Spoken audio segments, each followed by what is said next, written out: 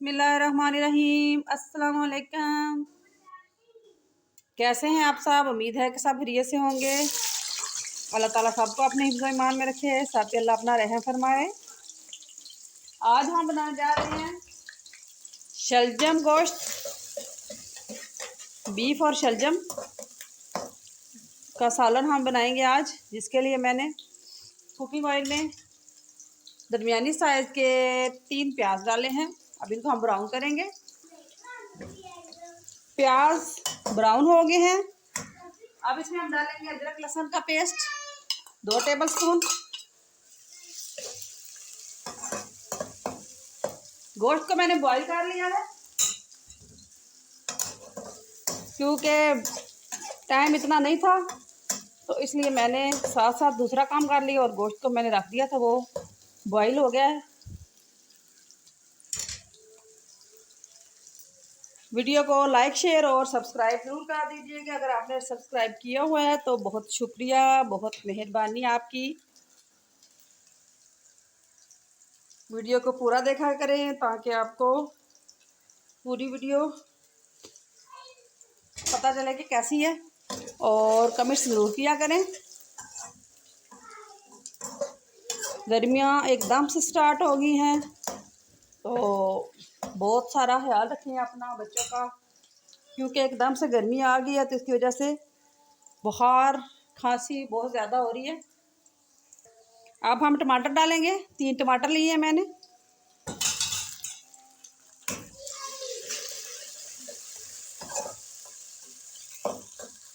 अब हम इसमें अपने मसाले डालेंगे।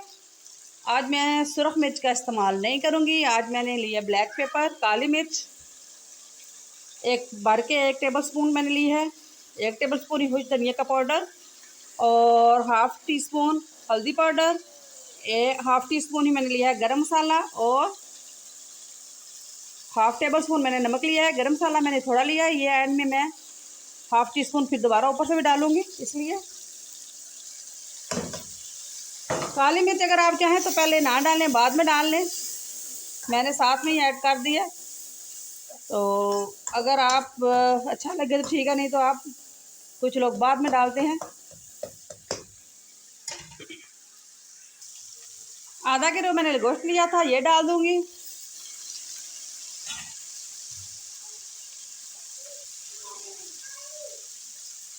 और आधा किलो ही मैंने शलजम लिए हैं, इस तरह से क्यूब की शक्ल में मैंने काट लिए हैं, ये डाल दूंगी।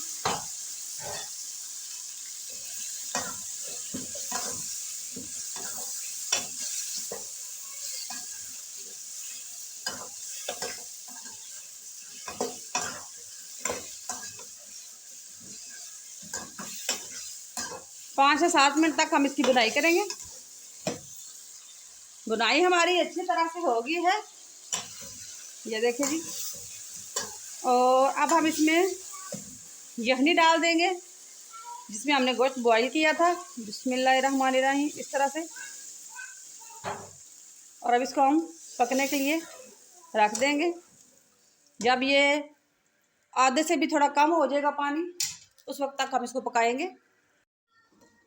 बिस्मिल्लाहिर्रहमानिर्रहीम। माशाल्लाह से सालन हमारा तैयार हो गया। अब मैं इसमें हरी मिर्चें डालूंगी। हरी मिर्चें को मैंने इस तरह से दरमियान में से काट लिया है। 4 हरी मिर्च डाल दूंगी।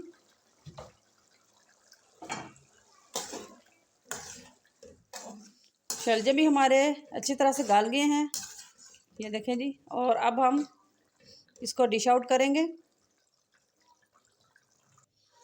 लें जी, बहुत ही मज़ेदार शलजम और गोश्त हमारे तैयार हैं।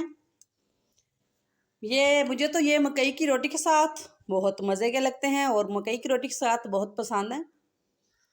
शोरबा हो और शलजम गोश्त हो तो बहुत ही मज़ा देती है मकई की रोटी।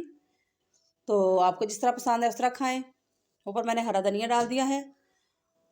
इंशाल्लाह ये भी रेसिपी आपको पसंद आएगी। बहुत सारी दुआओं के साथ अपना बहुत सारा ख्याल रखना।